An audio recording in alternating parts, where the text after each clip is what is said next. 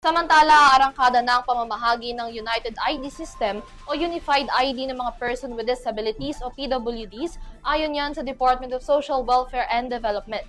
Magiging katuwang ng ahensya mga LGUs sa rollout nito na mangyayari sa Oktubre ng kasalukuyang taon. Layo naman ng mga ID na ito na labanan ang mga peking ID at ang pagpapanggap ng iilan na sila ay may kapansanan. May report si Graciela Corazon.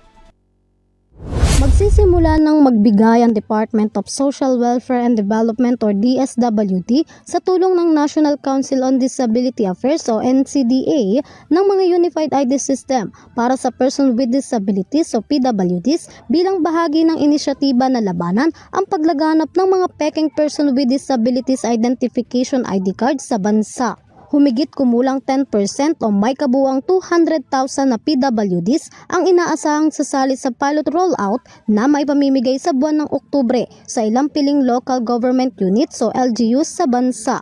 Ayon kay Assistant Secretary for Information and Communications Technology and Chief Information Officer o CIO, Johannes Paulus Acuña, kasulukuyan ng isinasagawa ang internal pilot testing ng Unified ID System upang matiyak ang maayos na implementasyon nito sa ilang bahagi ng bansa. Mahalaga raw ito para sa security features na ibabahagi ng DSWD-CIO. Meron itong traceability feature system na makatutulong na maiwasan at mapigilan ang paggamit ng mga peking PWD IDs. Ang mga napiling LGUs ang mangangasiwa sa application, verification at approval ng ID, habang ang NCDA ang magpiprint ng ID at tututok sa disenyo at seguridad nito.